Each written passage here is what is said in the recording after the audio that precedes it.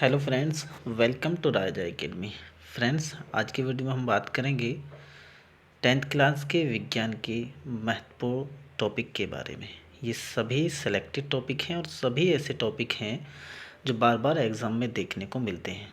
ठीक है। और फ्रेंड्स, आज की वीडियो में जो आपको टॉपिक पढ़ाने वाला हूँ बहुत सरल भाषा में पढ़ाऊँगा। ऐसी लैंग्वेज आपको देखने को कहीं नहीं मिलेगी, बहुत सिंपल लैंग्वेज है। अगर एक बार ही आप इनको देख लेंगे तो निश्चित तौर पर ये आपको याद हो ही जाएगा। ठीक है, चलिए फिर शुरू करते हैं और इनको ध्यानपूर्वक देखते हैं। देखिए, फर्स्ट है हाइड्रोकार्बन।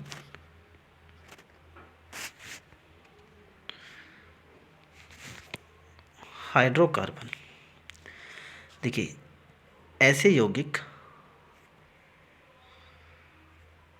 जो हाइड्रोजन तथा कार्बन से मिलकर बने होते हैं हाइड्रोकार्बन कहलाते हैं। ठीक है, यानी हाइड्रोकार्बन क्या होते हैं? ये यौगिक हैं। और कैसे यौगिक हैं? जिनमें सिर्फ दो तरह के तत्व पाए जाते हैं, एक तो हाइड्रोजन और दूसरा कार्बन। ठीक है, अगर दो ही यहाँ पर तत्व आपको मिले, एक हाइड्रोजन और कार्बन, तो उन्हीं सभी यौगिक को हम क्या बोलते हैं? हाइड्रोकार्बन कहते हैं। जैसे CH4 मीथेन। मीथेन के अंदर सिर्फ दो तत्व होते हैं, एक कार्बन होता है और दूसरा हाइड्रोजन होता है, और इसी वजह से इसको हम क्या बोलते हैं? हाइड्रोकार्बन कहते हैं। ठीक है, बस आपको ये ध्यान रखना है, अगर कोई यौगिक आपको दिखाई दे और उसके अंदर सिर्फ दो ही तत्व हों, एक कार्बन हो दूसरा हाइड्रोजन हो, तो वो क्या होता है? वो एक हाइड्रोकार्बन होता है। ये हाइड्रोकार्बन दो प्रकार के होते हैं, यानी हाइड्रोकार्बन यौगिकों की अगर हम बात करें तो ये कितने होते हैं? दो प्रकार के होते हैं। फर्स्ट को हम क्या बोलते हैं? संतृप्त हाइड्रोकार्बन, जबकि दूसरे को क्या कहा जाता है? असंतृप्त हाइड्रोकार्बन कहा जाता है। संतृप्त का मतलब क्या है? ऐसे हाइड्रोकार्बन जिसमें कार्बन और कार्बन के मध्य एकल बंध पाया जाता है, उनको संतृप्त कहा जाता है। और ऐसे हाइड्रोकार्बन जिसमें कार्बन और कार्बन के मध्य या तो डबल या फिर कार्बन और कार्बन के मध्य ट्रिपल बॉन्ड पाया जाता है, उनको असंतृप्त कहा जाता है। ठीक है, ध्यान रखना है आपको। देखिए, संतृप्त हाइड्रोकार्बन यानी ऐसे हाइड्रोकार्बन जिनमें कार्बन और कार्बन के मध्य एकल बंध पाया जाता है, संतृप्त हाइड्रोकार्बन कहलाते हैं। ठीक है, संतृप्त हाइड्रोकार्बन को एक नाम से और जाना जाता है। संतृप्त हाइड्रोकार्बन को हम एल्केन भी कहते हैं, यानी इनको क्या कहा जाता है? एल्केन भी कहा जाता है। इसके अलावा और क्या ध्यान रखना आपको? इनका सामान्य सूत्र CnH2n+2 होता है। बार बार एग्जाम में पूछा जाता है कि संतृप्त हाइड्रोकार्बन या फिर एल्केन का सामान्य सूत्र क्या होता है? तो CnH2n+2, जहाँ N जो है वो कार्बन परमाणुओं की संख्या है, यानी कार्बन परमाणु की संख्या को प्रदर्शित करता है। ठीक, नेक्स्ट क्या है? असंतृप्त हाइड्रोकार्बन। बताया था आपको असंतृप्त हाइड्रोकार्बन का मतलब ऐसे हाइड्रोकार्बन जिसमें कार्बन और कार्बन के मध्य या तो द्विबंध हो या फिर त्रिबंध हो, उनको असंतृप्त हाइड्रोकार्बन कहा जाता है। ठीक है, यानी या तो आपको कार्बन और कार्बन के मध्य डबल बॉन्ड दिखाई दे या फिर कार्बन और कार्बन के मध्य अगर आपको ट्रिपल बॉन्ड दिखाई देता है, तो वो दोनों ही आपके क्या कहलाते हैं? असंतृप्त हाइड्रोकार्बन कहलाते हैं। इसी वजह से असंतृप्त हाइड्रोकार्बन दो प्रकार के होते हैं, एक तो वो जिसमें कार्बन और कार्बन के मध्य डबल बॉन्ड पाया जाता है, और एक वो जिनमें कार्बन और कार्बन के मध्य ट्रिपल बॉन्ड पाया जाता है। ऐसे असंतृप्त हाइड्रोकार्बन जिनमें कार्बन और कार्बन के मध्य डबल बॉन्ड पाया जाता है, उनको एल्कीन कहा जाता है, और जिनमें कार्बन और कार्बन के मध्य ट्रिपल बॉन्ड पाया जाता है, उनको एल्काइन कहा जाता है। ठीक है,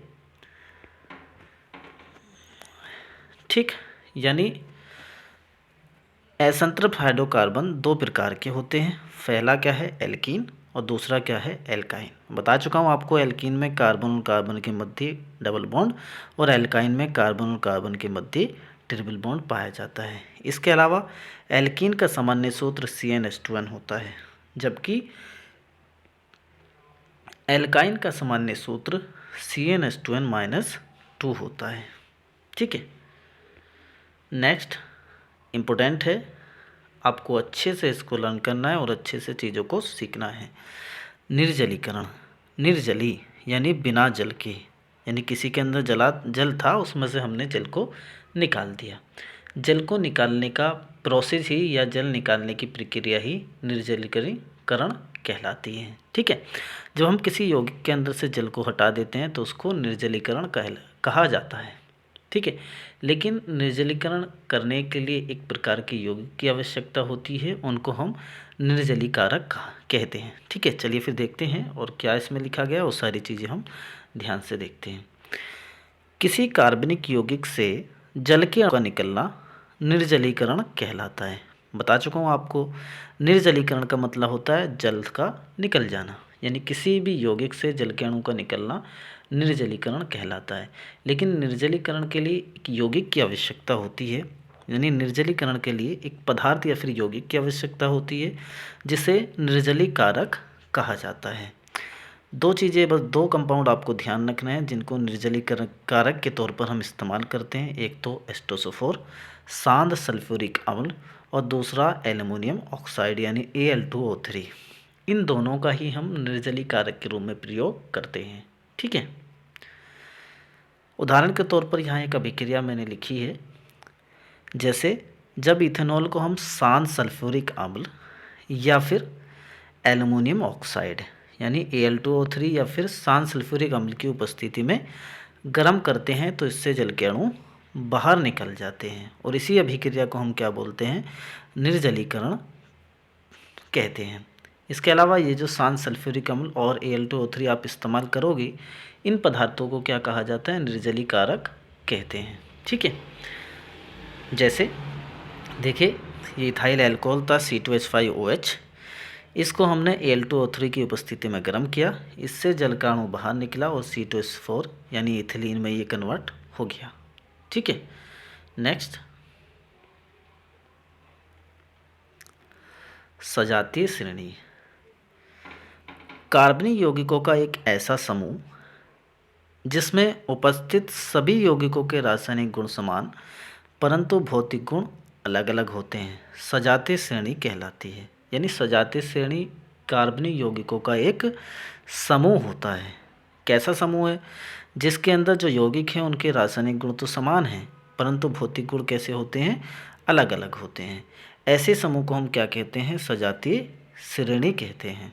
ठीक है, सजातीय श्रेणी के कुछ गुण होते हैं जो बार बार एग्जाम में देखने को मिलते हैं, उनको भी आप ध्यान से देखिएगा।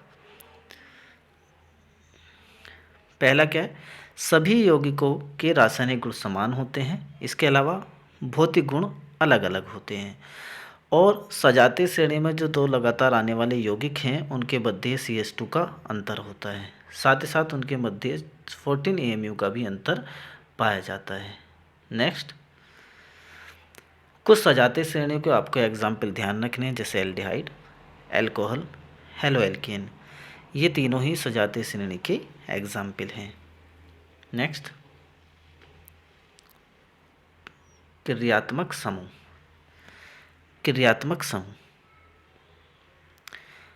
परमाणु या परमाणुओं का समूह, यानी ये क्रियात्मक समूह क्या होता है, या तो ये परमाणु होता है या फिर परमाणुओं का समूह होता है जिस पर किसी यौगिक की रासायनिक अभिक्रिया निर्भर करती है, क्रियात्मक समूह कहलाता है।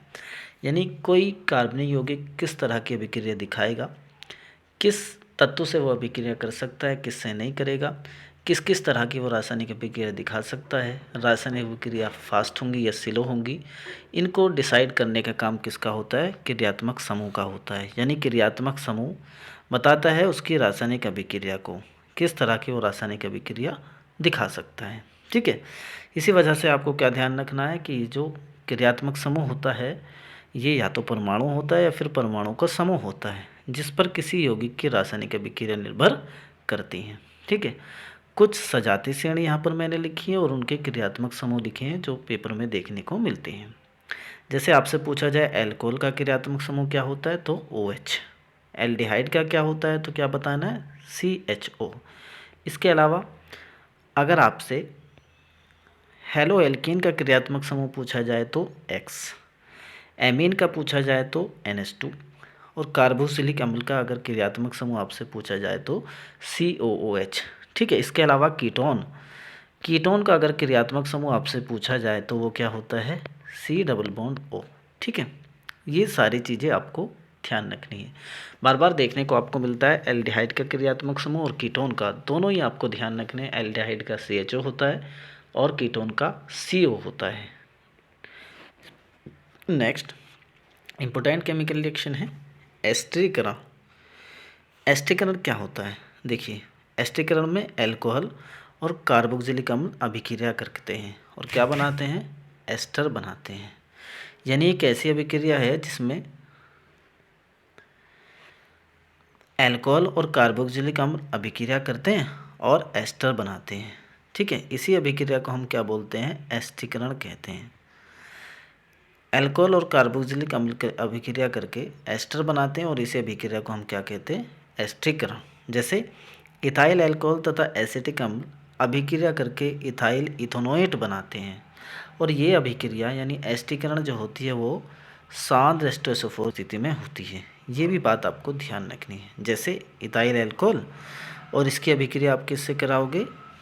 इथेनोइक एसिड या फिर एसिटिक एसिड से। सांद्र एस्टरोसोफोर की उपस्थिति में जैसे इसकी अभिक्रिया कराई जाती है तो आपको क्या मिलता है?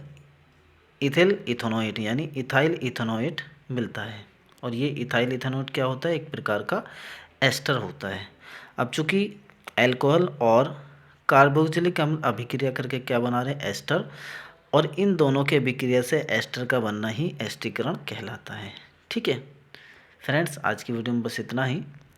और यकीन मानिए सभी के सभी ऐसे टॉपिक हैं जो बार बार एग्ज़ाम में देखने को मिलते हैं और इन सब को मैंने कोशिश की है कि आपको एक सिंपल लैंग्वेज में समझा सकूं ताकि आप मॉडल या किताबी लैंग्वेज से बच सको और चीज़ों को आसानी से याद कर सको। ठीक है, चलिए फिर थैंक यू वेरी मच। अगर आपको वीडियो पसंद आई हो तो प्लीज़ लाइक कीजिए और सब्सक्राइब कीजिए और साथ ही साथ आपके अपने दोस्तों को शेयर कीजिए।